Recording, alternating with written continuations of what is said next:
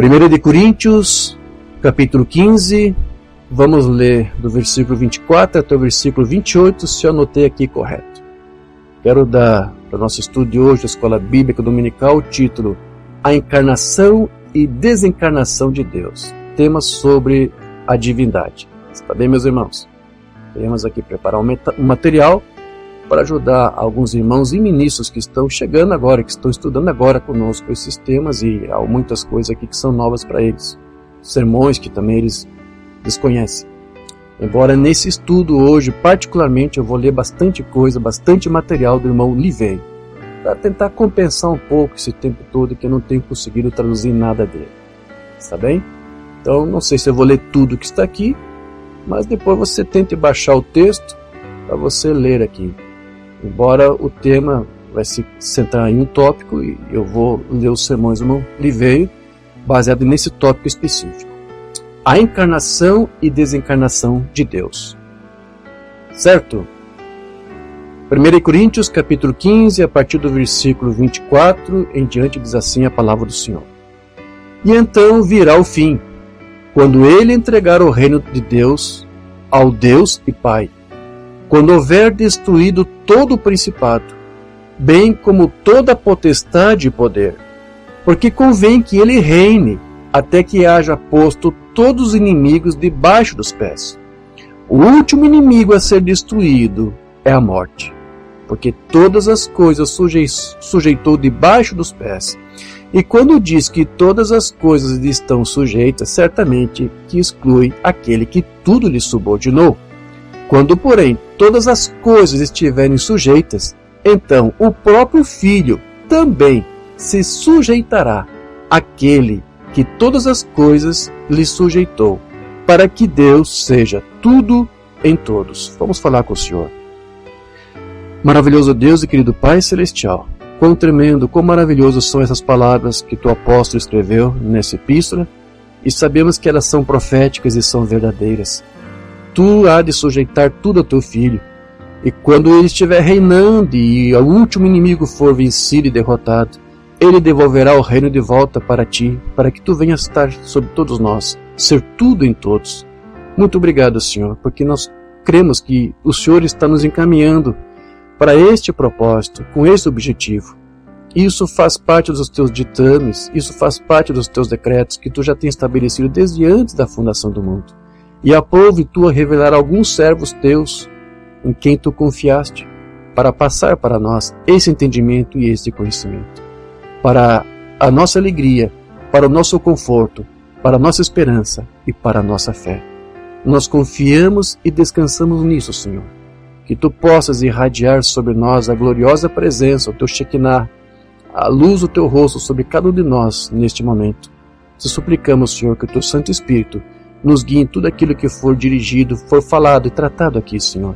Que tu abençoe os teus filhos que estão agora juntamente conosco ouvindo esta palavra. Que tu venhas falar com cada um deles.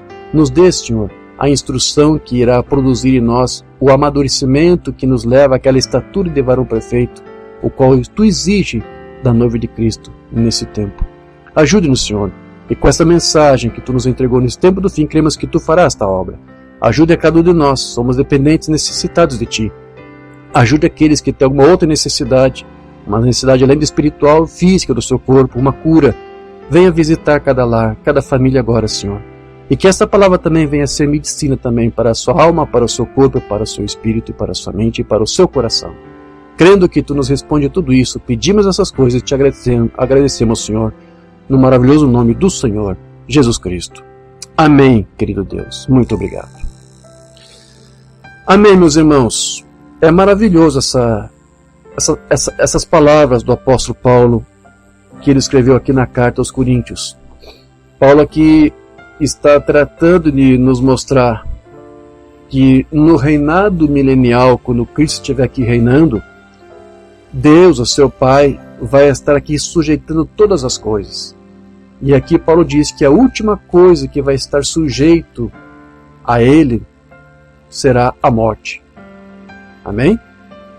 A última coisa que resta a ser vencido. Quando você vai lá para o livro do Apocalipse, você vai ver que a própria morte e o inferno serão jogados no lago de fogo. de enxofre. E aquilo ali vai acontecer depois do reinado milenial. Então tudo está em ordem. O que está em Apocalipse está em ordem com o que Paulo escreveu aqui. Amém? São pessoas diferentes, Paulo e João, mas é o mesmo Espírito. O verdadeiro autor dessa palavra é o Espírito Santo. Mas aqui Paulo está dizendo, quando então Cristo reinar e tudo estiver sujeito completamente aos seus pés, o que Cristo vai fazer? Ele vai de volta entregar para aquele que deu a ele todas essas coisas. Ele vai devolver o reino para o seu Pai. Amém? E conforme nos ensinou o irmão Branham, nesse período em que Cristo estiver aqui reinando, no reinado milenial, Deus mesmo ele vai estar aqui outra vez encarnado no seu Filho. Neste momento, não há encarnação de Deus no seu Filho. Há uma desencarnação. Mas no milênio ele vai voltar a se encarnar outra vez. Amém? Então, e depois, no final deste reinado milenial, Deus vai se desencarnar do seu Filho. Ele vai deixar novamente o corpo do seu Filho para cumprir aqui o que Paulo está dizendo, para que Deus venha ser tudo em todos. E ele vai estar literalmente acima de todos, inclusive sobre o seu próprio Filho. Em outras palavras, no reinado milenial, Jesus ele vai voltar a ser dual. Lembra quando o Mamana falava que Jesus era um ser dual? Ele estava se referindo ao fato de duas pessoas estarem habitando naquele corpo. Quando Jesus estava aqui no seu ministério terreno, estava ele ocupando um corpo e Deus também estava ocupando aquele corpo. Nesses termos, Jesus ali era um ser dual. Havia duas pessoas ali diferentes, distintas, habitando o mesmo corpo. No reinado milenial, Jesus voltará a ser dual novamente, porque Deus vai estar encarnado novamente no seu Filho. Mas quando se der início àquela outra e última e eterna dispensação, que é da Nova Jerusalém, Deus vai estar desencarnado, vai se desencarnar novamente do seu Filho. E aí nunca mais Jesus voltará a ser dual como ele tem sido, como ele foi no seu ministério terreno, como ele será no milenial. Cristo deixará de ser novamente um ser dual. Pode parecer um pouco estranho, mas eu já ministrei, já tratei sobre esse assunto em outras ocasiões. Vamos só enfatizar mais um pouquinho nessa ministração de hoje. Então veja, Cristo ele foi dual, como eu disse, durante o tempo que durou o seu ministério terreno. Atualmente ele não é dual. Porque enquanto estará sentado no trono do seu Pai, fazendo intercessões por mim e por nós, onde é que está o seu Pai e Deus? Ele está aqui agora, aprontando uma noiva, a noiva de Cristo, uma mensagem. Amém? Mas quando Deus gerou seu Filho, lá antes da fundação do mundo, antes da criação, nós podemos dizer que o Filho ali era um ser dual também. Por todo aquele tempo que durou, não sabemos quanto foi. Porque Deus, ele usava, ao mesmo tempo que ele gerou seu Filho, Deus também usava o corpo teofânico que Deus promoveu, gerou, criou para aquele seu Filho, para poder se manifestar através daquela teofania também. Então, o irmão Branham, ele disse que quando Deus gerou seu Filho antes da criação, este possuía uma forma teofânica como a forma de um homem, mas que podia se mover de um lado para o outro, né, para qualquer lugar, para qualquer direção, como um halo de luz. Ele até usava algumas ilustrações, como uma criança que fica brincando em volta da porta do pai. E na verdade existe uma passagem lá em Provérbios que usa exatamente esse termo. O filho ali é chamado de criança, brincando, se divertindo diante do pai. Então são termos que o irmão Branham, não sei se ele conhecia a escritura de Provérbios, mas isso que ele estava falando, ainda que usava uma figura alegórica, ela era escriturística, ela era bíblica. Amém? Então o filho estava lá, como o irmão Branham disse, usou a figura assim como um halo de luz, na forma de um homem. Mas é um halo de luz, não é um corpo celeste como o sol, coisa do tipo, não. É um halo de luz. Amém? E o irmão Branham chamava de halo de luz porque estava ali refletindo a substância de Deus, estava refletindo a glória de Deus. Agora, o irmão veio nos seus estudos, ele disse que aquele halo de luz que era o Logos que saiu de Deus lá no princípio, aquele halo de luz jamais deve ser confundido com aquela luz física que aparece ali em Gênesis 1:3. E muito menos com aquele halo de luz que apareceu em uma foto do qual uma banda foi fotografado. Você conhece a foto onde aparece um halo de luz, como se fosse uma mão suspensa assim. Estou com uma foto aqui na minha frente, aqui na parede. Sim, o Livei disse, Jesus, aquele halo de luz, não pode ser confundido nem com aquela luz de Gênesis 1:3 e nem com aquele halo de luz que estava sobre a cabeça humana quando foi fotografado. Por que isso?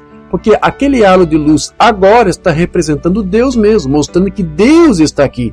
Jeová Elohim está aqui entre nós. Mensagem do irmão Oliveira, Mordomia, série de perguntas e respostas número 17, que ele pregou em 98. Então, este é o nascimento do filho do qual estamos falando. Se você pega o vídeo lá que está disponível no YouTube, você vai ver que tem um quadro, ele está fazendo um desenho. Olha, aqui está Deus, aqui já era o seu filho, Logos que saiu dele, é como um halo de luz. Ele está tratando ali do nascimento do filho. Aí ele vai começar a dizer, porque ali está respondendo perguntas. Alguns irmãos estavam perguntando, este halo de luz é a mesma luz de Gênesis 1:3? Alguém fez essa pergunta. Esse halo de luz também é o mesmo halo que aparece na fotografia que foi tirada lá em Houston, Texas? Então ele está respondendo essas perguntas aqui. Na verdade, essa pergunta foi feita no culto anterior, do número 16. Ele levou 2 cultos para responder essas perguntas aqui. Então aqui ele está dizendo, olha, estamos tratando do nascimento do filho do qual estamos falando. Ele é um homem espiritual. Sim, o filho tinha ali uma forma teofânica de um homem, certo? A manifestação, evidentemente, é luz, porque está refletindo a glória de Deus. Certo? Agora, este não é a luz quando Deus disse, haja luz. Aquela luz de Gênesis 1:3 ali, não confunda aquela luz com o filho. Ele disse, não é. O Romano nunca ensinou isso, ele veio tampouco ensinou. Ele disse, olha, existe uma luz, diferente do sol e da lua e das estrelas e tudo mais. Pode ser a luz cósmica ou aquela luz que está nos átomos, né? Porque os átomos, a matéria é luz, é energia, é luz condensada. Então tem a luz física, tem essa luz aí que a ciência estuda, certo? E tem essa luz do qual Cristo ali refletiu quando Deus o gerou no passado, que é uma luz mística, uma luz celestial, amém? De outra dimensão. E os cientistas finalmente sabem disso, nós entendemos isso. Então, e um halo de luz? Está lendo a pergunta do irmão. Será que aquele halo de luz é a luz de Gênesis e também é o halo de luz lá da foto? O Oliveira diz, não. O halo de luz sobre Mombrana identificou, ele disse, apareceu no Monte Sinai uma coluna de fogo e assim hoje nós temos a sua foto. De quem ele estava falando ali? De Elohim, Jeová Elohim. Então não confunda aquele halo de luz que surgiu no passado, que era o Logos que saiu de Deus, como sendo essa própria luz, essa que foi fotografada. Não é a mesma luz, não é o mesmo ser, melhor dizendo. Pode ser da mesma substância, pode ser uma luz de mesma natureza, mas não é o mesmo ser, não é a mesma pessoa, porque Jesus e Deus não são a mesma pessoa. Jesus não é deidade, ele é o filho da deidade. Então o irmão Branham, ele mesmo disse que quando Deus gerou aquele filho lá antes da criação, era como se fosse, como eu disse, um halo. Era a ilustração que o irmão usava para identificá-lo. Um halo da forma de um homem espiritual, mas aqui você viu que o irmão Oliveira disse que essa luz jamais deve ser confundida com aquela que aparece lá em Gênesis, que se refere ali, aquela luz de Gênesis não é um halo. O que é um halo? É uma luz pequena. Aquela luz de Gênesis 1:3, ela brilhou sobre toda a terra. Um halo minúsculo não vai poder brilhar sobre a terra. Aquilo ali é uma luz física, é uma luz real, uma luz criada, não é uma luz mística, não é uma luz celestial, não é a glória de Deus ali, é a luz física. Ele veio e disse, não confunda essa luz que Jesus resplandeceu no passado, a glória de Deus, com aquela luz de Gênesis, certo? E ele veio estar fazendo isso também em respeito ao irmão Branham, porque segundo o irmão Branham, aquela luz ali que aparece em Gênesis 1:3 está apenas manifestando uma criação que já estava presente ali desde Gênesis 1:1. Desde Gênesis 1:1 já havia uma criação, mas a luz que estava ali, como a mãe dizia, era a luz do sol, né? Estava coberta ali por densas trevas, por muitas nuvens. Então ali em Gênesis 1:3, Deus disse, haja luz, as nuvens dissiparam, então aquela luz pôde brilhar sobre a terra. Um halo de luz não podia fazer isso. Tanto é que depois que passou um dia, Deus disse, é um dia, né? E Deus achou bom, certo? E aqui o irmão veio e disse que tampouco aquela luz pode ser confundida, aquela luz que foi gerada antes da criação pode jamais ser confundida com aquela luz ali que foi fotografada lá em Houston, Texas. Aquele halo de luz sobre o irmão Branham era a manifestação de Deus mesmo, da parúzia de Cristo, para mostrar que ele está aqui em meio à noiva, em meio à igreja, comissionando a princípio o ministério, depois vindicando esse ministério e promovendo uma mensagem para preparar uma noiva para o seu filho, para o seu Cristo. Então, Deus não é exatamente aquela coluna de fogo. Aquela coluna de fogo não é Deus, mas Deus estava naquela coluna de fogo. Deus estava se manifestando através dela. E ainda que o irmão Branham até dissesse que nessa dispensação atual o Espírito Santo está aqui agora usando o título de filho, ele disse isso. Amém? Ele agora está usando o título de filho. Quando estava na carne do seu filho, estava usando o título de filho do homem. Agora Deus está usando o título de filho de Deus. Quando ele se encarnar outra vez no seu filho, ele vai usar o título de filho de Davi. É Deus usando esses 3 títulos. Mas ainda que Deus esteja aqui usando o título de filho, você não pode confundir essa luz com o próprio filho. Não é o filho que está ali. O filho está lá sentado fazendo suas intercessões. Amém? Então, este filho que está agora intercedendo por nós, só vai estar fisicamente presente conosco na sua segunda vinda. Certo? Então veja, é isso que o irmão Oliveira ensinou, ele jamais voltou atrás nisso, e ainda que alguém diga, depois eu conversei com o irmão Oliveira, ele voltou atrás nisso. Se isso tivesse acontecido, o irmão Oliveira teria cometido um erro, porque tudo que ele disse aqui é bíblico, e a mensagem é correta. Se ele alguma vez mudasse, ele estaria errado, mas tudo bem, ele era homem. Nós não estamos sendo conduzidos e guiados por homem, mas por essa própria coluna de fogo que foi fotografada e que está conosco. Mas graças a Deus ele veio e nunca voltou atrás nesse ensino. Ele ouviu alguém dando uma conversa diferente, disse, tá, tudo bem. Muitos davam sugestões para ele. Como nessa carta que alguém escreveu, alguém pensou que era essa luz, que o filho pudesse ser aquela luz, e a gente disse, não é. E o irmão veio não voltou atrás nisso, mostrando que ele realmente era um mestre genuíno dessa mensagem e dessa palavra. Certo? Então o irmão veio e ele disse que o irmão Branham tinha condições como profeta, um ministro, um profeta mensageiro, de ver pela palavra de Deus, ou até mesmo dando o próprio Deus condições para isso, dando uma visão. O irmão Branham tinha condições por revelação da palavra, ou mesmo por uma visão, saber como e quando, em que momento Deus estava encarnado no seu filho e quando ele havia desencarnado. Quando um dia Deus voltaria a se encarnar novamente e quando outra vez Deus se desencarnaria no seu filho. Então poucos podiam ver isso. Talvez só o irmão Branham pôde ver isso. Irmão Oliveira disse, irmão Branham pôde ver isto pelas Escrituras e por uma revelação que Deus lhe deu. Se o irmão Branham tivesse entendimento, nós não teríamos isso aqui. Nós estaríamos perdidos com esses seminários de teologia aí das igrejas. Mensagem Quem é este Melquisedeque, da sua série, o número 29, que ele pregou em 88.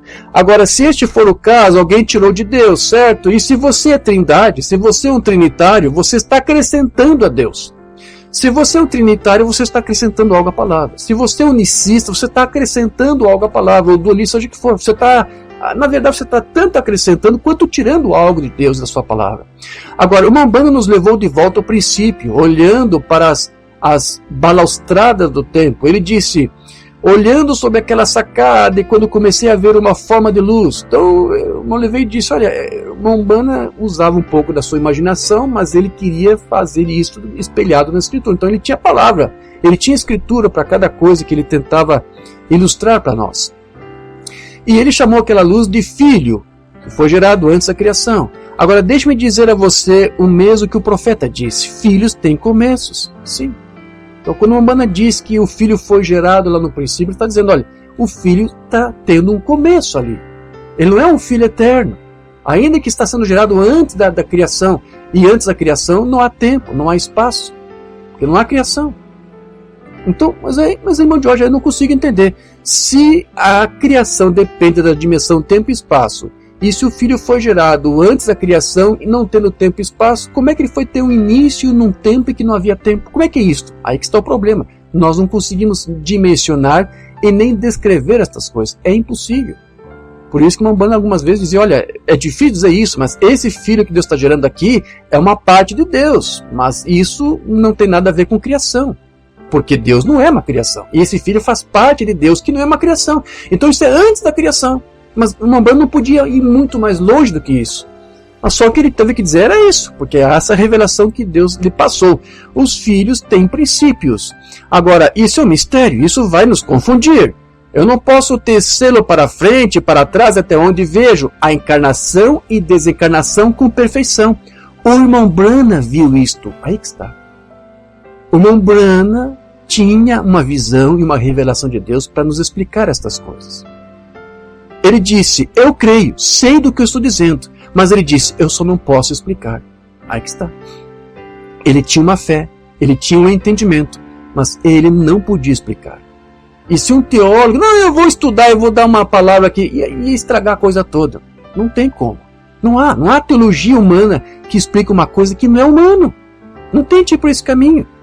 Então o irmão veio aqui, está provavelmente citando aqui aquelas palavras que o Umbanda usou lá na sua série sobre Hebreus. Lembra quando ele trata novamente sobre a teofania, o Logos que saiu de Deus?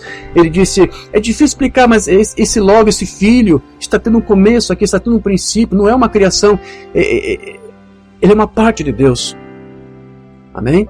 E o Umbanda, ele simplesmente, ele fez isso, ele soube se calar sobre essa questão, não tentando explicar muito sobre isso, simplesmente disse para nós, olha, é difícil de eu explicar para vocês isso. Então, onde Deus guardou um completo silêncio sobre de que maneira e como ou quando Deus gerou esse filho lá no princípio, assim como Deus deixou isso ainda um mistério selado, o Umbanda conservou isto. Ele pôde mencionar, mas não pôde explicar. E o próprio Irineu, ele diz também que é impossível qualquer homem querer dar uma explicação humana para isso, da geração do filho. E ele diz que quem tentasse fazer isso cairia no gnosticismo. Eu vou tentar te explicar. Não tente explicar, você vai ser um gnóstico. Não, mas eu tenho uma explicação, escriturística, bíblica, qual? Quando Deus disse, haja luz, o filho surgiu. Irineu disse isso. Se você tentar dar uma explicação, dizer como que foi, de que maneira, você está sendo gnóstico. Não faça isso. Quero ler essa escritura aqui, que eu já divulguei em outros estudos de Irineu, quanto às heresias. Além da razão inflada com sua própria sabedoria, vocês presunçosamente afirmam que estão familiarizados com os mistérios indizíveis de Deus, os gnósticos. Né? Vocês acham que tem condição de explicar isso, explicar aquilo. Eles, nos seus livros, que Irineu teve que estudar, os gnósticos explicavam tudo, até como surgiu Deus, como foi isso, como foi aquilo, como que Deus gerou o filho, como que foi todas as coisas. Vocês não estão fazendo isso corretamente, enquanto até mesmo o Senhor, o próprio Filho de Deus, permitiu que só o Pai conhecesse o próprio dia e hora do juízo, quando ele claramente declara, mas naquele dia e daquela hora ninguém sabe, nem o Filho, nem eu que sou filho sei, mas somente o Pai. Então, se o Filho não teve vergonha de atribuir o conhecimento daquele dia ao Pai somente, o Filho não teve vergonha de admitir, eu não sei tudo, tem coisas que eu não sei. Então agora, por que agora você vai dar um de saber? Não, eu sei. Só um gnóstico vai ter essa ousadia. Mas declarou a verdade sobre o assunto. Nem nos envergonhemos de reservar para Deus aquelas questões maiores que podem ocorrer a nós. Como é que filho surgiu? Como é que Deus fez para gerar o seu filho? Como é que foi isto? Pois ninguém é superior ao seu mestre. Se alguém, portanto, disser para nós, como então o filho foi produzido pelo pai? Como que Deus pôde gerar o filho num tempo em que não havia tempo? A questão que eu mesmo levantei agora há pouco.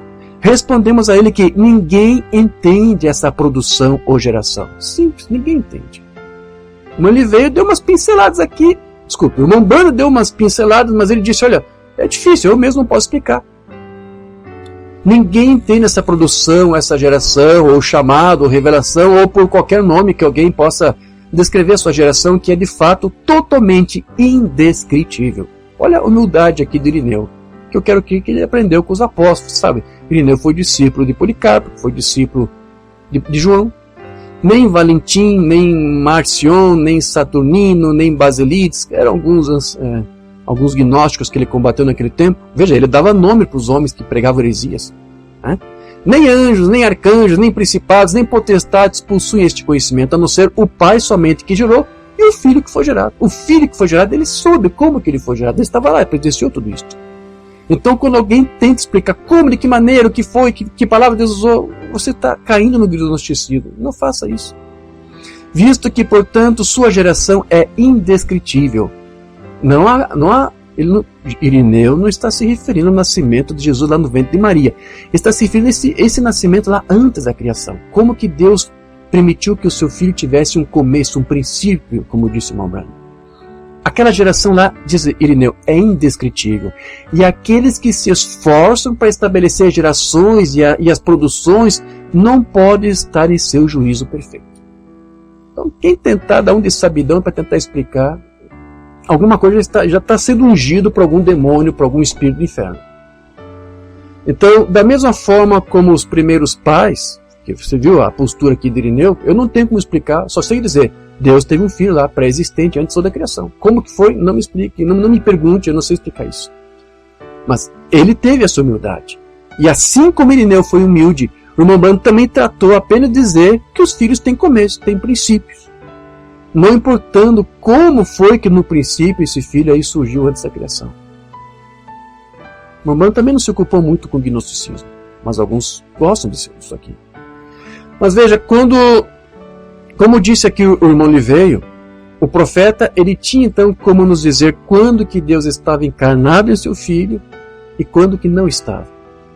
O irmão Branham nos explica que naquele pequeno halo de luz que saiu do seu próprio ser, sim, que se tornou ali, que foi formado no princípio que era o seu filho, Mombana fala que Deus já estava ali como que incorporado também naquela mesma forma teofânica que ele havia dado para o seu filho. Mensagem à ressurreição de Lázaro que o Mombana pregou em 51. Deus é como um ar, ele preenche todo o universo, espaço vazio na fita. Seu filho preenche o filho, quer dizer que Deus estava no seu filho. O filho tem que nascer de algo, porque filho tem que ter princípio, tem que ter começo, ele tem que ser gerado, não criado. Então o Logos, que era o Filho de Deus, que saiu de Deus, que pairou sobre a terra, olha só o que o Mombana aqui está dizendo. Que escritura que o Mombana está se baseando aqui para dizer que o Filho, ou que Deus no Filho pairou sobre a terra? Eu tenho certeza que ele está citando aqui a escritura de Gênesis 1, 2, quando diz ali que Deus pairou sobre a face das águas, que estava na terra. Está dizendo que Deus estava ali pairando na terra, sobre as águas, no seu Filho. Então o Logos, que era o Filho de Deus, que saiu de Deus, que pairou sobre a terra. Então não era só Deus que estava ali, que pairou sobre a face da terra, que disse haja luz. Não foi só o Filho, Deus estava ali no Filho. Certo? Agora, vamos imaginar esse quadro assim, como sendo um halo branco vindo desse espaço. Esse era o Filho de Deus, o Logos. E lá estava ele no espaço, movendo-se como uma pequena criança, brincando diante da porta do seu pai. E ele esboçou em sua mente o que deve ser, o que iria fazer, o que iria criar. E eu posso ouvi-lo olhar ao redor e dizer, não havia nada em lugar nenhum, não havia nenhuma criação havia sido feita ainda. Apenas a vastidão do espaço, o Pai cobria todo o espaço. E então, este Deus se tornou corporizado no Logos. Deus estava ali, não encarnado, porque não é carne, é um corpo teofânico, é um corpo celestial, é um corpo palavra. Mas aqui o Mamãe está dizendo, Deus estava ali incorporado, digamos assim, corporizado nesse Logos. Foi por isso que João disse o Evangelho, e o Logos era Deus. Por quê? O Logos é o Filho de Deus, o Logos não é a deidade. Mas por que João disse que aquele Logos ele era Deus? Você tem agora o Mamãe explicando. Deus estava incorporado, ou corporizado, no seu Filho, no Logos. Certo? Posso ouvi-lo dizer, haja luz. Mombana aqui está citando Gênesis 1:3. Deus, incorporado no Logos, que é o seu Filho, que saiu dele naquele halo de luz. Sim, Deus, através do seu Filho, daquele halo de luz, disse, haja luz. Porém, veja que aqui Mombana está citando Gênesis 1:3. Porém, ele não está fazendo aqui da forma correta. Porque, em vista do que ele vai dizer agora, preste atenção. Posso ouvi-lo dizer, haja luz, e um átomo explodiu ali e o Sol veio à existência.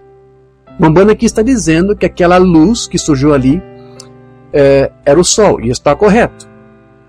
Certo? Mas ainda assim ele cometeu um pequeno erro aqui. Porque o que o Umbanda está tentando nos dizer é que a criação começou quando Deus disse haja luz. Isso aqui foi um erro que o Umbanda cometeu e que ele vai levar alguns anos até corrigir isso. Lá no finalzinho dos anos 50, para início dos anos 60, é que o Umbanda começa a se corrigir. E eu vou mostrar para você depois aqui onde foi a correção. Você sabe que eu gosto de mostrar essas coisas, para você ver exatamente como o Umbanda ensinou e para você ter um alinhamento com a doutrina e com as escrituras, certo? Nós não endeusamos William Branham. Nós mostramos, como eu mostrei no culto passado, por mais de 20 anos eu ensinava que os nomes no livro da vida eram colocados à medida que alguém aceitava Jesus numa chamada de altar. Depois ele mudou e ensinou, não, teu nome já estava no livro desde antes da fundação do mundo.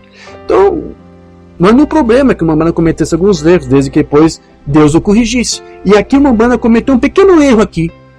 Tá? E daqui a pouco eu vou explicar para você exatamente por quê. Então é um tema que tem a ver com essa questão aqui do haja luz, que eu já ministrei alguns anos atrás, há 4 anos atrás já ministrei sobre isso. Achei que nunca mais ia precisar tocar nesse assunto.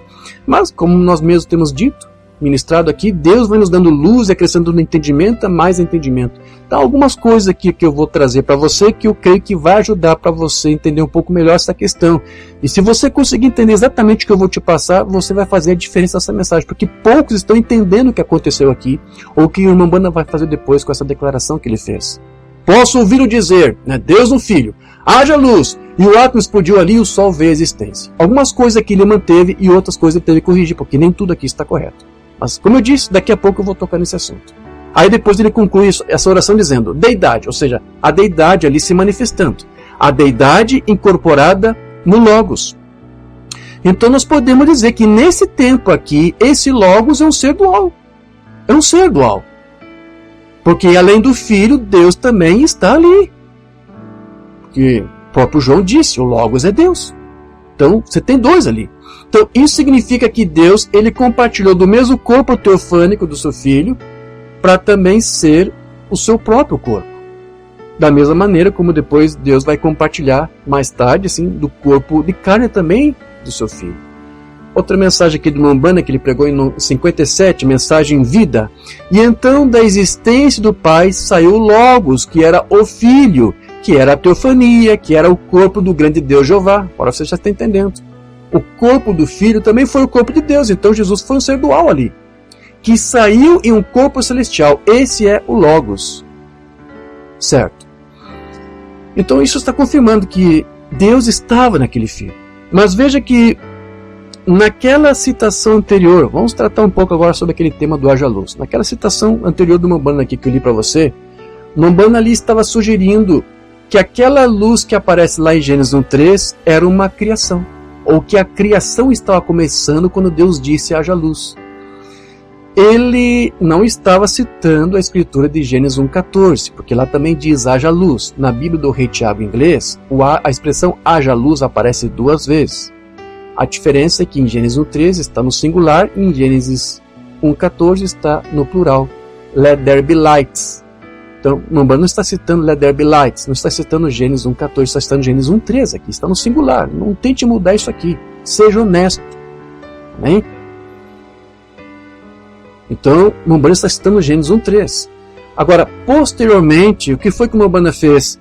Ele vai fazer uma pequena correção com essa declaração que ele deu aqui.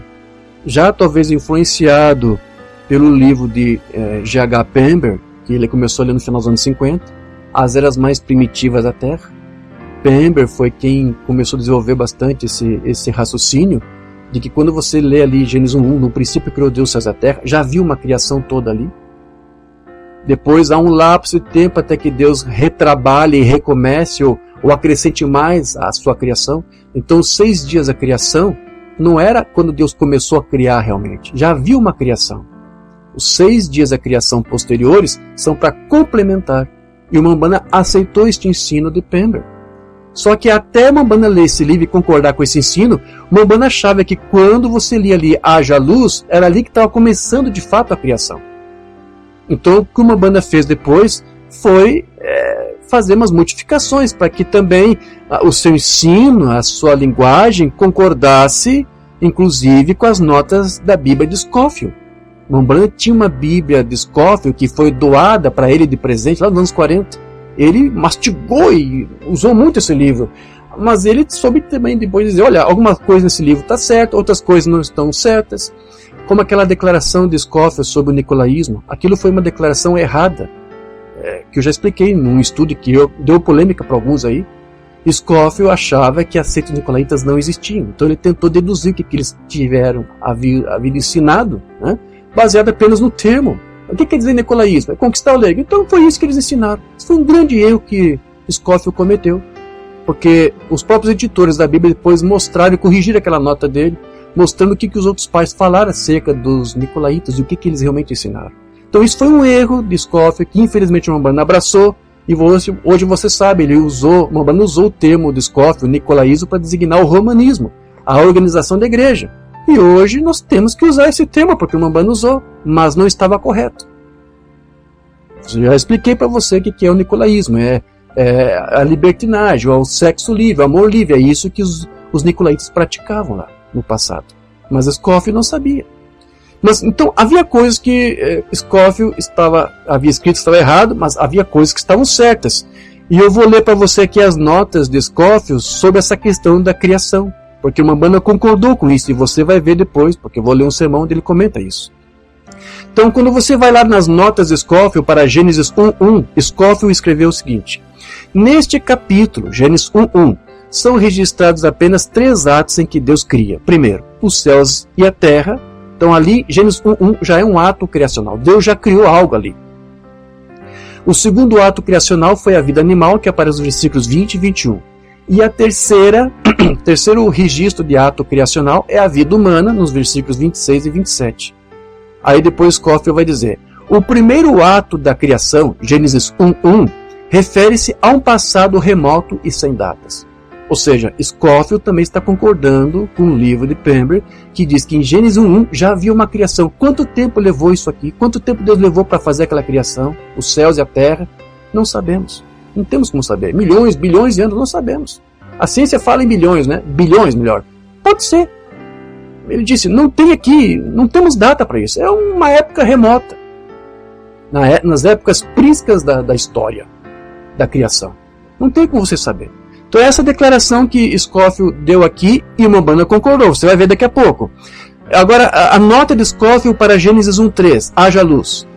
O sol e a luz foram criados no princípio. Ou seja, lá em Gênesis 1:1, o sol já estava lá. A lua já estava lá. Os astros já estavam todos lá. Deus criou os céus, com planetas, sol, sistemas solares, e o planeta Terra. É isso que Scofield está dizendo. E o Umbanda aceitou tudo isso. O sol e a luz foram criados no princípio. Certamente, a luz, essa luz de Gênesis 1:3, provinha da onde? Do sol. Era a luz do sol. Mas o vapor fazia com que a luz fosse difusa, ou seja, toda a terra estava escura. Havia trevas por toda parte, que tapava a luz do sol. Mais tarde o sol apareceu num céu sem nuvens, quando Deus disse, haja luz. Então veja, segundo Scofield, a expressão haja luz não teria sido um ato criativo, mas apenas uma ação de Deus para remodelar uma criação que já existia. O sol já estava ali, mas a luz dele não brilhava sobre a terra, havia densas trevas cobrindo. Então quando Deus disse haja luz, não foi um ato criacional. Você está entendendo agora? Então o Umbanda, ele deve ter conhecido essas notas no passado, quando ele leu sua Bíblia. E ele deve ter feito uma leitura muito ligeira. Porque quando ele estava dizendo, em vários sermões ele falava isso, não havia nenhuma criação, nada, então Deus disse, haja luz, e um átomo explodiu, o sol veio a existência. Então, em muitas ocasiões, Umbanda falava que a criação foi dessa forma, que Deus teve que dizer, haja luz, e então a criação surgiu, sendo o sol a primeira criação.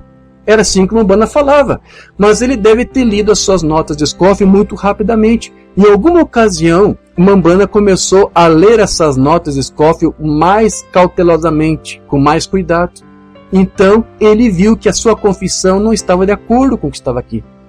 Eu volto a dizer, ele antes estava dizendo que quando Deus disse haja luz, ali começou a criação, e o sol foi a primeira criação. De fato, a luz ali era o sol, como estava nas notas de Scofield. Mas o haja luz não era o princípio da criação. Mas era assim como a Umbanda falou por vários e vários anos. Então, depois de um tempo, ele se corrige nisso aqui. Então, agora ele vai começar a ensinar diferente. Ele vai dizer que o haja luz não era o princípio da criação. Você quer ver isso? Ele vai falar isso na mensagem "Há um homem aqui que pode acender a luz", 29 de dezembro de 63, depois que já abriu selos, trovões, certo? Agora ele está tendo a revelação completa. Agora Deus está endireitando o seu profeta e corrigindo, limando as arestas. Olha o que ele vai dizer aqui. No princípio criou Deus os céus e a terra. Pode ter sido 100 milhões ou bilhões de anos. Ele está repetindo Scofield. Ele está concordando com as notas de Scofield, está concordando com o livro de Pember, que disse que ali já havia uma criação, mas quanto tempo levou? Não sabemos, não há como saber. Né? Ou o que quer que fosse, e como ele fez, isso cabe a ele saber, veja, não a mim. Entenda isso aqui, meus irmãos. Mansky está se corrigindo, porque anos atrás ele explicava, não, eu vou dizer para você como é que Deus criou, Deus falou, haja luz e tudo foi feito. Agora está dizendo, não sabemos como, que palavra Deus usou, como é que foi, não temos como saber, só sabemos que houve uma criação lá. Quanto tempo levou? Pode ter sido milhões, pode ter sido bilhões de anos, mas ali em Gênesis 1 já há uma criação. Ele está se corrigindo agora. Ele usava antes disso o termo haja luz de Gênesis 1:3 para dizer aqui começa a criação. E ele passou por alto as notas de Scofield. Calma, a luz é verdade, é o sol, mas não é o princípio da criação. O princípio da criação é lá em Gênesis 1:1, ali já tem uma criação. Em Gênesis 1:3, você está vendo aqui uma parte da criação se manifestando, que é a luz do sol. Aí ele vai dizer, porém o mundo, bem, a terra era sem forma e vazia. Ele está admitindo, já havia uma criação, mas não tinha nada na terra ainda. Deus vai ter que complementar agora essa terra. Havia água, ele está admitindo que já tinha água sobre a terra, certo? E Deus disse, se movia sobre a água e disse, haja luz. Aí está. A luz veio depois que Deus havia criado os céus e a terra. Agora, eu creio que o Sol e assim por diante já existia. Eu creio. A Lua, veja, ele está concordando com as notas de Scofield. Lá em Gênesis 1:1, o Sol, tudo já estava lá. Os planetas, a Lua, satélites, tudo já estava lá. Então, como se explica agora essa luz que está aparecendo? Porque antes ele ensinava que quando Deus dizia, haja luz, agora o Sol aparece. Agora o Sol é criado, melhor.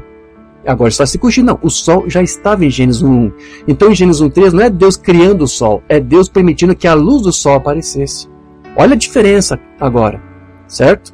É o amadurecimento que Deus havia dado ao seu profeta. À medida que continua Gênesis 3, não é Gênesis capítulo 3, é o versículo 3. Mamãe aqui está dizendo, agora Deus está trabalhando com essa terra que já tinha sido criada, para que nós futuramente pudéssemos habitar nela. E explicar, mas eu creio que o que estava aqui, o que o mundo, nós íamos usá-lo, mas o mundo não estava habitável para nós ainda. Então agora Deus vai usar mais 6 dias de criação, certo? Para remodelar essa criação que está ali. E ele se agitou por dentro, havia nevoeiro e vapor toda parte da terra, fazendo escura. E disse Deus, haja luz. E a escuridão se desvaneceu e houve um céu sem nuvens. Mamãe está literalmente citando aqui as notas de Scofield. O que foi que ele disse? O sol apareceu no céu sem nuvens. É isso que é Gênesis 1:3. O sol já existia em Gênesis 1. Mas quando Deus disse, haja luz, as trevas que impediam a luz do sol aparecer, agora brilhava sobre a face da terra. É assim que o Mamãe ensinava. É um pouquinho diferente de como ele ensinava no princípio. Eu espero que você tenha entendido. Certo? Então, essa luz aqui do haja luz é aquela mesma luz daquele astro, do Sol, que já estava ali presente em Gênesis 1, mas que agora, então, você está percebendo, Mamãe aqui faz uma pequena correção e diz que a partir de Gênesis 1:3 o que nós vemos ali é Deus, então, lidando com uma criação que já existia. Anos atrás, ele dizia que a criação começava a partir de Gênesis 1:3. Agora está se corrigindo nisso. Ele está dizendo que em Gênesis 1:3, parte da criação agora começa a se manifestar, como a luz do sol, para que nós depois pudéssemos habitar sobre essa terra. Veja, até poderia ser que Deus tivesse até usado essa expressão mesmo, haja luz, lá na criação em Gênesis 1, Deus poderia ter usado. Mas agora o Mamãe se corrige e diz que nós não sabemos como que foi, o que Deus fez, né? Como exatamente que Deus criou, que palavras ele teria usado, né? Explicando agora que aquela expressão haja luz tratava-se apenas de aprimorar algo que já havia sido criado antes. Amém, meus irmãos? Vocês estão conseguindo entender isso agora? Isso aqui é extremamente importante. Então existe um ensino muito equivocado aí que diz que essa luz aqui seria o Filho. Por isso que o Oliveira diz, não confunda aquele halo de luz com essa luz de Gênesis 1.3. Essa luz de Gênesis 1.3 não é o Filho. Umbanda não ensinou isso, ele dizia que era a luz do Sol. Mas tem alguns nessa mensagem, inclusive na doutrina, que ensinam que essa luz é o Filho. Agora, qual é o argumento que eles usam? Como é que se passa na cabeça deles? Eu vou só resumir bem rapidinho para você entender. Como eu disse há pouco, na Bíblia do Rei Tiago em inglês, na Bíblia em inglês, a expressão haja luz aparece 2 vezes. Gênesis 1.3 e Gênesis 1.14, que trata do 4º dia. Muito se pensava que é só ali no 4º dia que o Sol era criado, na verdade. Agora, com esse ensino Umbanda, nós já entendemos, o Sol já estava em Gênesis 1.1, certo? Mas, embora essa expressão esteja nessas duas passagens, há uma pequena diferença entre elas. No Rei Tiago em inglês, Gênesis 1.3 está no singular, haja luz. Em Gênesis 1.14 está haja luzes, let there be lights. Então, esse pessoal que interpreta que aquela luz de Gênesis 1.13 é o Filho, o que eles fazem? Eles desonestamente ignoram que o Umbanda usava a palavra haja luz no singular. Porque eles dizem que ali o Umbanda está citando Gênesis 1.14. E como o Umbanda disse que não havia nada, não havia nenhuma criação até que Deus disse haja luz, então eles dizem que até o 4º dia não houve nenhuma criação. Então o 1º dia, o 2º dia, o 3º dia não houve criação. Tudo que você lê ali em Gênesis é uma coisa que se passou apenas na mente de Deus, os planos que Deus tinha em mente. Porque eles reservaram o primeiro haja luz, Gênesis 1.3, para o Filho. Então ali está o Filho, né? Antes da criação. Então quando o Umbanda disse, não havia criação, e Deus disse, haja luz, e um átomo explodiu, o Sol veio existência. Então tem alguns que pensam que como o Sol apareceu no 4º dia, então até o 4º dia não havia criação, e a criação começou no 4º dia. Ou seja, a criação do mundo teve só 3 dias. 4, 5, 6. 3 dias de criação. É um absurdo. Uma banda nunca ensinou isso. E eu jamais poderia concordar com alguém que ensina essa coisa. Porque isso não é mensagem e isso não é Bíblia. Amém, meus irmãos? Resumindo, eu estou resumindo bem para você entender essa questão. Para você ver quão absurdo, né? O irmão Oliveira até dava um nome para isso. Chamava isso não de teologia, mas de cocologia. É isso? Mas veja, o Umbanda teve que se corrigir nessa questão. Ele disse, olha, realmente... a criação não começou quando Deus disse haja luz e o Sol explodiu, veio existência. Não, o Sol já estava em Gênesis 1. Haja luz é quando a luz do Sol começa a aparecer. Mas teve coisa que o Umbanda não precisou corrigir, que é essa questão aqui de que Deus estava ali no seu Filho. Ele não teve que mudar isso, porque isso era bíblico, isso estava correto. Deus estava corporizado no seu Logos, e por meio do Logos Deus disse haja luz. E fez a criação, e complementou. Ele não mudou esse estudo. Esse pensamento. Então Deus sempre usou o seu Filho para se manifestar e se tornar conhecido desde o princípio, quando Deus gerou o seu Filho. Foi para quê? Para Ele mesmo ser revelado. Até para Ele mesmo ser adorado. Certo? Então, quando mais tarde o seu Filho unigênito veio também habitar em um corpo de carne semelhante ao nosso, Deus também veio a se encarnar nele após o seu batismo nas águas do Rio Jordão. Deus não se encarnou no seu Filho quando ele criou aquele corpo lá no ventre de Maria. Deus não estava encarnado ali. A encarnação, certo, de Deus no seu Filho foi só lá no batismo do Jordão. Mensagem Paradoxo de 64. E este garotinho, uma criança de 12 anos de idade, sem sabedoria de modo algum, ora, mas apenas um garotinho de 12 anos de idade, o pai não habitava nele naquele tempo. Deus não estava ainda encarnado no seu Filho, porque ele veio, Deus se encarnou no dia em que ele o batizou. E ele, João Batista, viu o Espírito de Deus descendo e entrou nele. Ali Deus se encarnou de fato no seu Filho. Umbanda fala a mesma coisa no livro das Eras, página 116. Deus desceu numa célula de sangue, não através de um homem. Agora veja, quando o Umbanda fala que Deus desceu, muito se confunde, então Deus se encarnou a partir dali. Não, Deus desceu no ventre de Maria para remodelar os materiais ali, para tirar proveito, para fazer uma criação e usar toda a substância química do corpo, os elementos, os 16 elementos, a terra, que estava tudo ali no ventre de Maria, para formar este corpo, para ser semelhante ao nosso. Então Deus desceu numa célula de sangue, não através de um homem, mas pelo Espírito Santo, e naquele ventre virgem foi formado um tabernáculo com o propósito de morrer. A semente da mulher veio a fim dele ser ferido para nos trazer a nossa salvação. Quando o Espírito Santo veio sobre Maria, ele criou dentro do seu ventre a célula que se multiplicaria e se tornaria o corpo de nosso Senhor. Aquela célula foi criada, foi o princípio da criação de Deus. Veja, eu já expliquei isso para você. Nesse livro das Eras, mamãe deu duas interpretações diferentes para Gênesis 3,14, que fala do princípio da criação de Deus. Aqui nessa passagem ele até usa essa tradução. Mas mais adiante, no outro capítulo, o Mambanda vai dizer, olha, na verdade, a expressão correta aí não é o princípio da criação de Deus, no sentido de que Deus foi criado. O que está sendo tratado ali é que Cristo foi o autor da criação de Deus. Jesus foi o autor da criação. Por que isso? Porque Deus estava no seu Filho criando. Deus usou o seu Filho como o artífice da sua criação. Deus, na verdade, é o Criador, mas ele usou o seu Filho. Ele é o autor da criação de Deus. Ele foi as mãos, digamos assim, do pedreiro que o grande arquiteto usou para criar. Certo? Se havia as mãos de um pedreiro, tem que haver um projeto antes. E quem é o projetista? Deus. Deus é o projetista. Mas ele usou seu filho como seu pedreiro. Então ele é o autor da criação. Então, nesse livro há duas declarações diferentes. Mas ele tirou proveito dessa tradução. Não é muito boa essa tradução aqui, o princípio da criação de Deus. Não é muito boa. Né? Uma vez comentei até com o ministro aí, ficou muito ofendido por isso. Mas o que eu vou fazer? Na própria Bíblia do rei Tiago, para o português, foi traduzido assim, o soberano da criação de Deus. É uma tradução melhor do que o princípio da criação. Certo?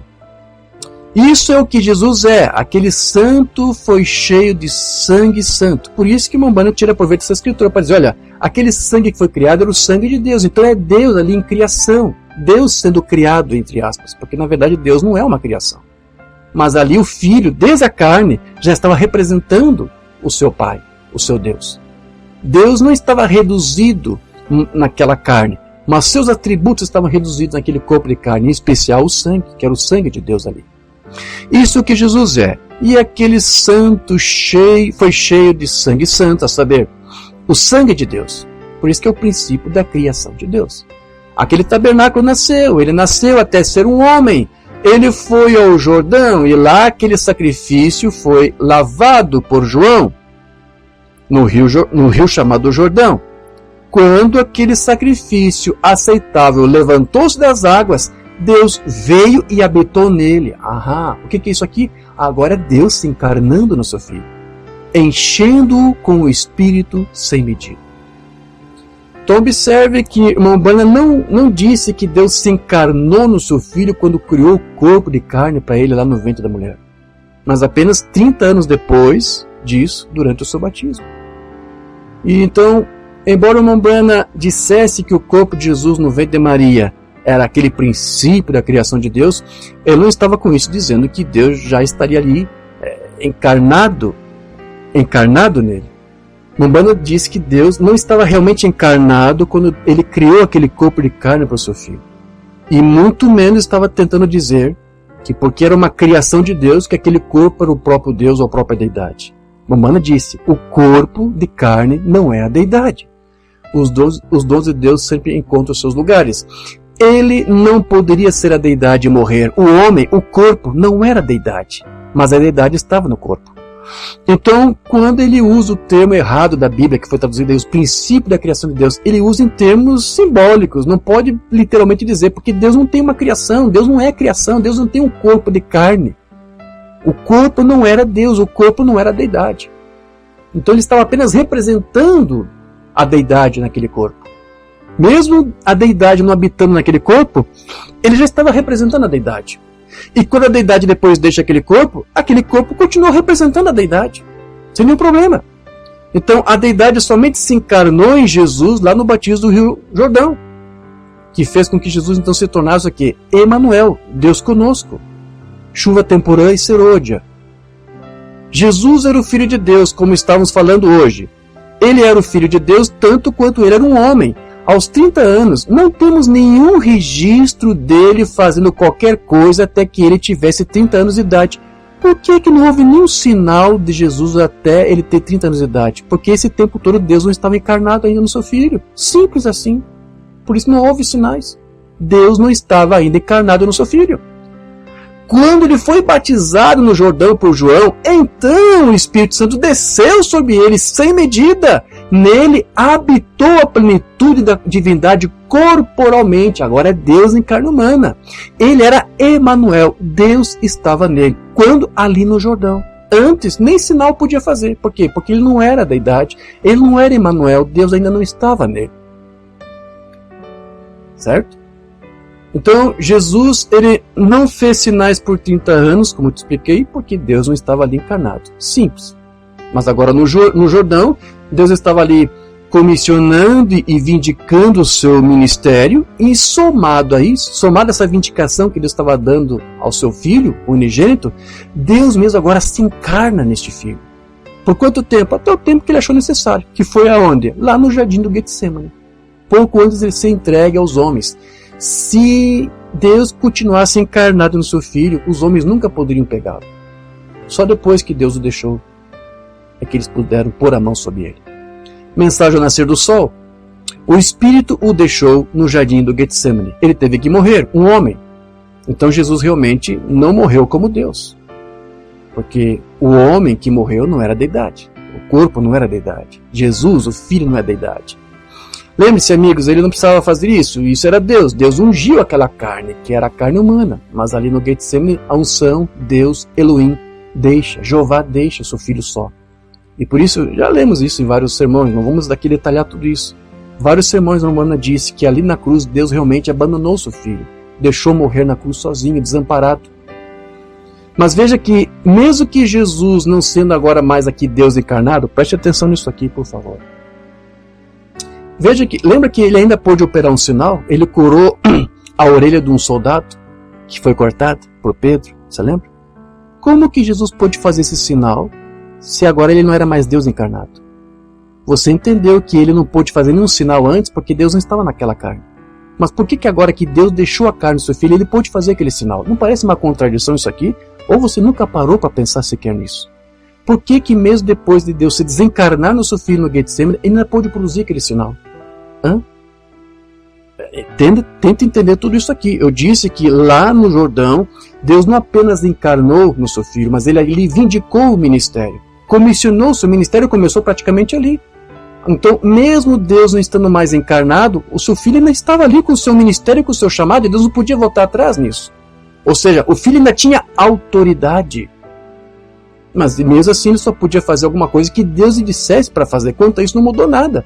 Mas ele tinha essa autoridade. Agora, porque Deus ali no Jordão ele comissionou, ele deu isso aqui. E Deus não podia revogar, tomar isso do seu filho. Certo?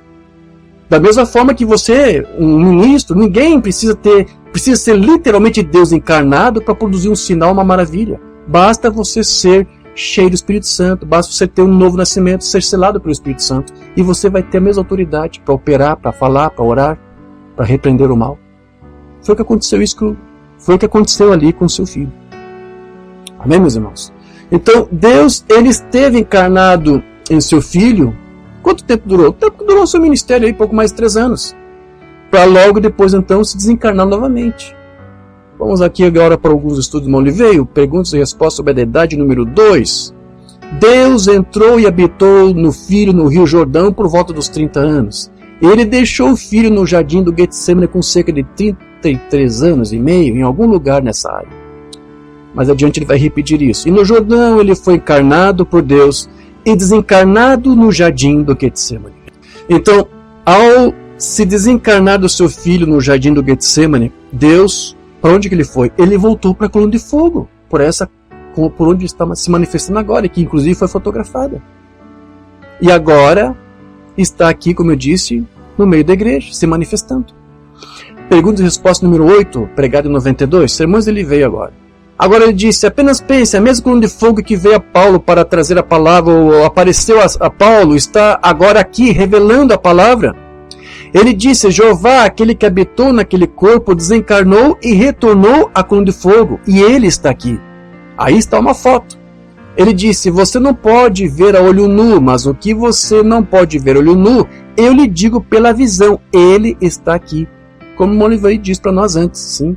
Ele nos explicou, irmão Branham, ele conseguia ver nas escrituras, ou por uma visão, quando que Deus estava encarnado e quando ele estava desencarnado. Então agora Maimônides estava dizendo, olha, Deus agora está desencarnado naquela coluna de fogo. O Filho está lá fazendo intercessões no trono do Pai. Agora, entrando cada vez mais em sua igreja, descendo cada vez mais até o ponto onde ele chegou agora positivamente com sua foto tirada, desceu como vocês veem lá no Arizona, certo? É por isso que essa dispensação atual do Espírito Santo você pode até chamar de tempo de desencarnação. Ou dispensação da desencarnação. Só para você entender, porque Deus agora não está no seu Filho. Deus está se manifestando em uma medida na sua igreja. Ele não está encarnado agora no seu Filho. Ele só vai se encarnar quando o seu Filho regressar na segunda vinda. Palavra falada número 18, pregado 93. Vamos orar, Pai Celestial, sabemos que Tu estás aqui, assim como a Tua palavra, a promessa que nos deu a entender o Teu livro, que é vindicado para nós. Eu vou pular alguma coisa aqui. A oração que o irmão Oliveira está fazendo. Tu não podias fazer quando estavas aqui na terra e tu tiveste que voltar e fazê-las na forma do Espírito Santo. Sabemos que isso é verdade, que agora na desencarnação tu estás aqui e não nos deixarás até que todas aquelas coisas que tu deverias fazer sejam cumpridas em nós. Esse é o tempo que estamos vivendo. Estamos vivendo o tempo da desencarnação. Deus agora não está encarnado. Nesse tempo de desencarnação, Deus está aqui operando na noiva com uma mensagem precursora da vinda de Cristo, mas as igrejas não estão nem dando vida a essa mensagem. Eles não estão preocupados com Deus desencarnado. Eles estão preocupados, estão desejosos do Deus lá do milênio. Mas e esse Deus desencarnado agora? Eles não querem nada desse Deus desencarnado. Eles não aceitam essa parúzia, essa forma como esse Deus desencarnado agora está operando, com uma mensagem, com um ministério vindicado. Eles não dão a mínima para isso. Tentando fazer um serviço para Deus. Número 1, no 86. E a igreja que quer desesperadamente a liderança de Deus e não sabe onde ela está. Claro que sim. Você diz, o que você quer dizer? Eles querem o milênio. As pessoas não querem o espírito desencarnado que hoje está entre nós. Não querem. As igrejas, alguns tabernáculos também não querem. Eles dizem que querem, mas eles não querem. Porque eles não reconhecerão o fato de que ele desceu. Ele está aqui agora, desencarnado.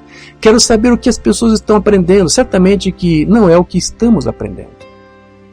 Então, embora Cristo não esteja entre nós fisicamente, Ele é agora o cabeça da igreja em nosso meio, na forma do Espírito Santo, que é Deus desencarnado. Então, Deus ele se encarnará novamente no seu Filho pouco antes da ceia das bodas. Assim disse Molivei. Pode ser até que ele esteja errado, eu não sei. É um pensamento dele aqui. Nós pensávamos que Deus só se encarnaria quando ele descesse. Por que isso? Porque os juízos são promovidos por Deus. Então, se o irmão Olivei diz que Deus pode estar encarnado antes da ceia das bodas, e a ceia das bodas acontece no arrebatamento, e nesse meio tempo Deus julga a terra, então Deus teria que fazer as duas coisas ao mesmo tempo. Mas é o que ele disse numa mensagem aqui, Cristo, o Mistério Desvelado, número 24, que ele pregou em 86. E o retorno à liderança, é claro, é necessário, e só sabemos que a liderança está aqui por causa da preeminência que vemos, que Cristo se deu. Ele se manifestou e provou ser aquele para quem estamos buscando. Ele é essa cabeça, não na forma encarnada agora, mas desencarnada. A encarnação virá pouco antes da ceia das bodas. Então, o irmão George achava que era no milênio que Deus se encarna no Filho. Aqui o irmão Olivei disse, a encarnação já vai começar ali pelas bodas mesmo, certo? Então, no tempo da ceia das bodas, Cristo se torna novamente a plenitude da divindade encarnada. Divindade número 2, que nós já traduzimos. Agora, o meu entendimento do que o irmão Bani ensinou é de que não existe reencarnação da divindade no Filho até a ceia das bodas. Ou quem sabe ele já está mudando e queria dizer que depois da ceia das bodas Deus se encarna. Ele continua aqui, porque o Mambana disse, indicando quem estava aqui, que era Elohim. Ele disse, quando esse Espírito que está em nosso meio se torna encarnado para nós, nós o curaremos Rei dos Reis, Senhor dos Senhores, e será o Filho de Davi, o Filho de Deus, o Filho do Homem, Pai, Filho e Espírito Santo, o Lírio dos Vales, o totalmente amável. Então veja, agora você tem a plenitude da deidade naquele corpo. Então aqui ele está dizendo, quando nós fizermos dele Rei de Reis, Senhor dos Senhores, isso vai ser quando? No milênio. Então Deus estará encarnado no seu Filho durante todo o milênio. E como foi dito anteriormente, durante toda aquela dispensação, Jesus então novamente será dual. Atualmente Jesus não é dual. Ele está lá com o seu corpo, alma e espírito, e Deus está aqui na coluna de fogo. Mas lá, no milênio, você vai ter outra vez duas pessoas, dois seres. Um é Deus e outro é o Filho unigênito de Deus. E um só corpo, glorificado. Deus no milênio vai estar outra vez encarnado no seu Filho, ocupando juntos o mesmo corpo. Mas o que vai acontecer depois do milênio? Haverá uma desencarnação. Haverá um momento em que Deus vai se desencarnar novamente do seu Filho, depois que terminar o milênio. Shalom número 22, pregado 89. Como a Umbanda disse, então aquele Espírito entre nós se encarnou e nós o curaremos Rei de Reis, Senhor dos Senhores. E quem estará sentado no Monte de Sião? Será o Cordeiro no trono. E então, em um determinado momento, não sabemos exatamente quando, haverá uma desencarnação. Quando termina o milênio, ocorre uma desencarnação de Deus. Deus sai outra vez do corpo de seu Filho. E o Cordeiro estará no trono. E a coluna de fogo, Deus acima dele. Ou antes, Deus na coluna de fogo estará acima do seu Filho. Não dentro do seu Filho, encarnado. É assim que vai ser essa pintura que o Umbanda nos deu do novo céu, nova terra, nova Jerusalém. O Umbanda, ele viu que o desencarne de Deus no seu Filho ocorrerá logo após o juízo do grande trono branco, que vai introduzir Nova Jerusalém. Você quer ver isso? Pergunta e resposta número 2. Muitos leem por alto e não entendem isso aqui. 64. Eu vi o novo céu, uma nova terra, porque o primeiro céu e a primeira terra passaram. No topo do monte Sião o Cordeiro se assentará, e a cidade não precisará de luz, porque o Cordeiro é sua luz. E acima do Cordeiro estará o Pai. Não dentro do Cordeiro, acima do Cordeiro, desencarnado do Cordeiro, estará ali o Pai, que é quem? O Logos, Deus. O Umbanda também chamava Deus de Logos, porque se o Filho refletia a Deus, então Deus também tem que ser Logos. Simples. A grande luz, a luz eterna que brilhará um pouco mais alto que o trono, e Jesus não estará no trono de seu Pai. Ele estará em seu trono. Certo. E o Pai cobrirá o Filho. Não estará dentro do Filho, mas cobrirá o Filho. Que o Pai e o Filho serão um. Estarão em unidade. Mas você vai ter uma distinção ali. Jesus não vai ser dual na Nova Jerusalém. Então, na Nova Jerusalém, Deus estará na mesma condição que Deus está agora mesmo entre nós, desencarnado numa coluna de fogo. É assim que Deus vai estar lá. É isso que o Umbanda viu e é isso que o Umbanda registrou para nós. Moliveira disse, somente o Umbanda, como profeta de Deus, podia ver o encarne e desencarne de Deus. Ninguém mais consegue ver isso aqui. Os teólogos da mensagem, os unicistas da mensagem, não conseguem ver o desencarne de Deus aqui. Isso é contra a sua teologia. Por isso nós não pregamos teologia de homens aqui. Nós pregamos a mensagem e a Bíblia. Quem é este Melquisedeque, número 29, de 88, mensagem do Moliveio? Cada coisa que ele comprou e cada coisa que tinha por herança e cada coisa que ele tinha pelo que realmente era, é nossa. Então, no grande dia, quando Deus colocou tudo sob os pés do Senhor Jesus Cristo, a escritura que lemos em 1 Coríntios, então ele se desencarna e assume novamente a coluna de fogo, para que Deus seja tudo em todos. Quando vai ser isso? Quando o Filho entregar o reino de volta para o Pai. Então o Pai se desencarna do seu Filho, e o Filho estará sentado no trono do Pai, no seu próprio trono, melhor, e Deus estará acima, pairando sobre o Filho, para que ele seja tudo sobre todos. Foi isso que uma Umbanda viu. Então, após a saída das bodas nos céus, Cristo desce com a sua rainha para reinar com ela por 1000 anos, e então quando o milênio termina, Deus se desocupará do corpo de seu Filho novamente, para que o mesmo se sente só em seu trono, e um novo céu, uma nova terra, enquanto Deus mais uma vez voltará a uma coluna de fogo e pairará sobre o Cordeiro. Perguntas e resposta número 15 de 88. Tudo bem, eu voltarei, Jesus diz, agora como rei com sua rainha, e nos segundos 2000 anos, ou seja, depois que termina o primeiro milênio, que é o reinado, quando dá início a outro milênio, que na verdade não é milênio, é para toda a eternidade. O que ele faz? Veja, 1000 se separam, outro milênio se aproxima. Ele vem e dá o seu período de descanso, e então a queima e a reivindica como sua. Coloca o seu de volta nela. Agora estamos falando do futuro lar. Voltar à terra novamente pela segunda vez quando ela for refeita. E observe, não do mundo perfeito. Este milênio é um tipo do 7º dia. Depois vem o julgamento do trono branco. Veja, ainda temos julgamento. Ainda temos no tempo do milênio. Ainda estamos no tempo do milênio. Então, ele avisa que enquanto o tempo passa, o que começa lá no julgamento continua com o juiz. Sim. E somente no final desse período o Pai se desencarna do Filho. Ainda permanecendo o juiz, ele sobe acima do trono onde está o Cordeiro, como a coluna de fogo. Então, o milênio terá início após a terra ser julgada com fogo. Quando termina o milênio, a Terra é julgada, certo? O milênio terá início, melhor, com a Terra sendo ali julgada por tempo de tribulação que vai haver, a fim de purificá-la para que Cristo pudesse aqui reinar. Então, Deus vai habitar nessa Terra, que foi purificada pela tribulação, estará encarnado no seu Filho, mas no dia que a Nova Jerusalém for instituída, então Deus deixará o seu Filho para pousar em cima dele, na forma do Espírito Santo, uma coluna de fogo. Futuro lar, número 3, pregado 88. Observe o batismo de fogo, é para purificá-lo do pecado, da doença, dos germes da doença, dos pecadores. É o fogo santo de Deus desce do céu e o queima para torná-la pronta para Deus, para habitar. Agora, observe o paralelismo da redenção de Deus no ser humano, vê? Pois Deus, no novo mundo que está por vir, habitará na terra. Isso é exatamente certo. Ele virá aqui e habitará conosco, e na encarnação de Jesus Cristo. Depois, é claro, ele se desencarnará na época do governo institucional da Nova Jerusalém. Então, mesmo na Nova Jerusalém, o Filho continuará se apresentando como nosso mediador, como nosso intercessor, e essas coisas vão continuar.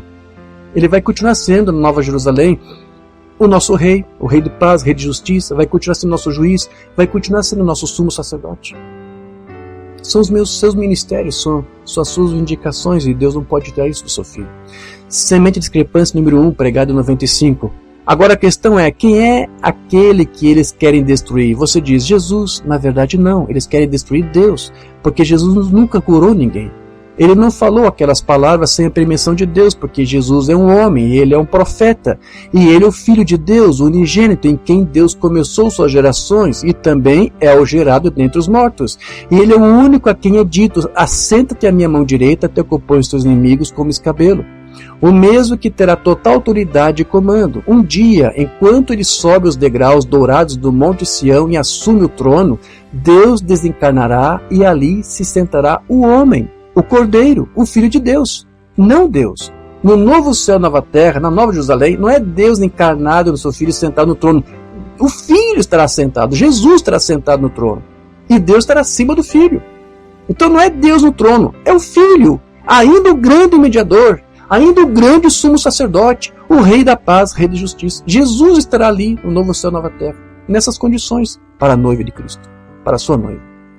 Então, naquela escritura que nós lemos no início, lá em 1 Coríntios, onde Paulo disse que um dia o Cristo entregará de volta para o seu Pai todo o seu reino, isso vai ocorrer quando? No dia em que Deus novamente se desencarnar do seu Filho. A palavra falada número 8, pregado em 93. Já estou concluindo aqui, meus irmãos. Basta olhar para a vida como ela é e olhar para a palavra de Deus como ela é, e você verá a mão de Deus se movendo, e um dia haverá uma ressurreição, e um dia haverá um arrebatamento, um dia coroaremos o Espírito que está em nosso meio enquanto ele se reencarna no corpo do Senhor Jesus Cristo. Nós o coroaremos Rei dos Reis, Senhor dos Senhores, ele será o Filho de Deus, ele será o Filho de Davi, o Filho do Homem, aqueles 3 títulos de filho. Deus vai tomar tudo uma vez só, novamente. Ele será o príncipe de todos, o rei de todos, ele será tudo, Deus estará em tudo e em todos. Então, um dia, na Nova Jerusalém, esse ser, Deus, desencarnará e todas as coisas serão devolvidas ao Pai em perfeição. Então, o Filho estará sujeito ao Pai. Todas as coisas estarão sujeitas ao Pai. Então, para nós concluirmos aqui, meus irmãos, algum tempo atrás eu ministrei um tema que eu intitulei A Parúzia do Iníquo. Você lembra disso? Ao mesmo tempo que Deus está aqui se manifestando a sua parúzia, Satanás também está se manifestando. Ele é um eterno imitador de Deus. Tudo que Deus faz, Satanás copia. Ele vê o que Deus faz e tenta operar do mesmo jeito. Então, assim como o Espírito Santo está prestes a se encarnar novamente no seu Filho, pouco antes disso, você sabe, o diabo, Satanás, brevemente também vai se encarnar no seu servo, no seu anticristo, copiando Deus, a encarnação de Deus, como sempre foi, como sempre fez. Quando Deus estava encarnado no seu Filho, houve um dado momento em que o diabo se encarnou em Judas. Depois Deus se desencarnou no seu Filho, certo? E agora, assim como o Espírito Santo está guiando a igreja, o Monivete até chega a dizer isso, a parúzia do Nico, o Espírito do Anticristo está aqui liderando igrejas. Enquanto o Espírito Santo está conduzindo a igreja, com I maiúsculo, ou a noiva de Cristo, o Espírito do Anticristo está aqui guiando as igrejas, as denominações e tabernáculos também. E assim como Cristo novamente estará aqui como Deus encarnado, Satanás, sabendo disso, também vai se antecipar e vai se encarnar no seu servo. Vai ser tudo uma repetição. A religião de Jezabel, número 2, que o irmão Oliveira pregou em 90, hoje é apenas um espírito esperando por uma encarnação. O Espírito de Deus está aqui, o Espírito de Satanás está aqui também. O Espírito de Satanás virá a esta terra em breve, numa medida e numa forma que nunca esteve antes. Em outras palavras, ele é exatamente como Deus, ou seja, um imitador. O grande Deus que não muda, mas muda seus papéis. E assim, à medida que avançamos para a encarnação e o Espírito que está entre nós, Satanás agora terá seu Espírito encarnado em um homem também. Então isso apenas confirma que os dois Espíritos realmente são muito parecidos. Certo? Mais uma mensagem aqui para nós concluirmos. Semente de discrepância número 44, pregado 96. Então você pode ver claramente, segundo Tessalonicenses 2, que você tem o filho do homem, você tem o filho da perdição. E você tem ambos se manifestando positivamente no Espírito. Você descobrirá que ambos surgirão positivamente em carne. E você encontrará o diabo encarnado em Judas. Você encontrará que Deus encarnará em Jesus. E você verificará que Jesus descerá encarnado por Deus e enfrentará o diabo que está encarnado em um papa, uma figura importante da religião, e haverá um confronto, mas antes que isso possa acontecer, tem que ser o entendimento que temos desta hora. Certo? O Deus era maligno número 7, eu acho que vou pular aqui, não vou ler tudo, depois você baixa o texto. Vou ler isso aqui para nós concluirmos. Você entendeu tudo isso aqui? O Espírito do Anticristo também está aqui, conduzindo igrejas, tentando imitar a coluna de fogo que está conduzindo a noiva. Ele está vendo que há um povo fiel à palavra, que não aceita a cocologia, que não aceita teologias de homens, que não aceita, isso aqui é assim, uma banda mudou, ele veio, mudou. Não, você não aceita isso. Mas você não aceita porque tem uma coluna de fogo guiando você a não aceitar essas teorias de homens. Então há uma noiva sendo guiada e conduzida pela coluna de fogo. Mas há o Espírito do Anticristo guiando igrejas e tabernáculos para outros pensamentos, para outras teologias, para outros pensamentos. Então o Espírito do Anticristo sempre esteve presente no meio da igreja. E agora mesmo ele está aqui liderando igrejas no lugar do Espírito Santo. Foi uma mensagem do irmão Oliveira que publiquei na rede social, acho que foi ontem ou anteontem. Eu leio isso aqui para nós concluirmos, da sua série Mordomia. Teologia é a palavra de Deus sendo discutida, mas não é mais teologia quando estiver corrompida, quando a palavra de Deus se tira ou se acrescenta algo. Quando você tem 3 deuses, trindade ou só Jesus, é uma cocologia. Desculpe aqui o termo que o irmão Oliveira, o neologismo que ele criou aqui. Né? Ou algo assim. Deus não está nisso. Por quê? Porque Deus não está nisso. O diabo é que está nisso. O diabo pegou a palavra de Deus e entrou nela, tirando, acrescentando, mudando alguma coisinha aqui e ali, de forma sutil. Vai te apresentar ainda como se fosse a palavra, como se fosse a mensagem, mas já não é. É o diabo acrescentando alguma coisa. E vamos deixar isso claro. O diabo ele foi criado para isso, para liderar a adoração de Deus lá. O diabo, junto com Miguel, conduziu a liderança, a adoração a Deus. E agora o diabo quer fazer isso nas igrejas. Ele está fazendo isso agora mesmo nas igrejas. Ele está liderando a oração a Deus nas igrejas. E assim blasfemando contra Deus. Fazendo com que as igrejas sigam doutrinas de homens. Porque em vão vocês me adoram, tendo por doutrina as tradições dos homens. Terrível, sim, irmãos, mas essa é a pura verdade. Que Deus nos ajude, que Deus nos agracie com a sua coluna de fogo, que esse Deus desencarnado continue nos guiando em toda a santa palavra, a toda essa doutrina, sem criticar ou repreender os outros, porque o irmão Branham já nos ensinou isso aqui, trouxemos essas lições para nós. Sim, não tenha raiva dessas pessoas, tenha pena. Elas nem sabem que estão sendo usadas por um espírito demônio para ensinar doutrinas falsas, cocologia. O Romano diz, tenha pena dessas pessoas. Elas não são elas que estão fazendo isso. É um espírito que está guiando elas a fazer, a ensinar, a promover outras coisas, que não é a palavra, que não é a mensagem. Que Deus nos ajude e nos mantenha firmes em nossos pés, sem vacilar. Amém, meus irmãos? Vamos orar ao Senhor? Majestoso Deus e querido Pai Celestial, te agradecemos por esse breve tempo que aqui tivemos para relembrar tudo isso que o teu profeta nos mostrou, que o seu servo, irmão Oliveira, um discípulo fiel, teu profeta, também nos trouxe, fazendo eco ao que o teu profeta nos mostrou.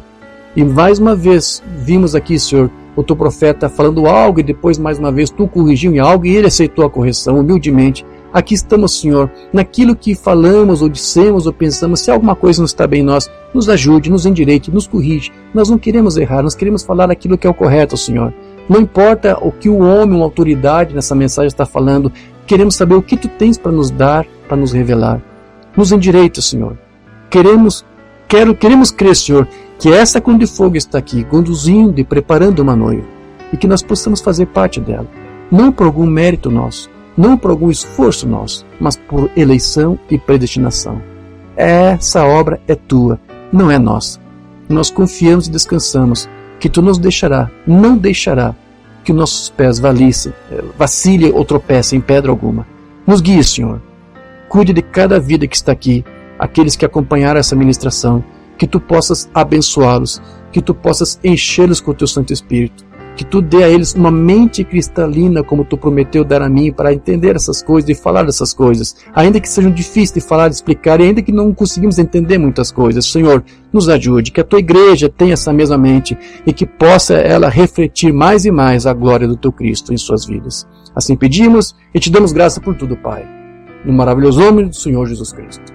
Amém, Senhor. Graças a Deus. Aleluia.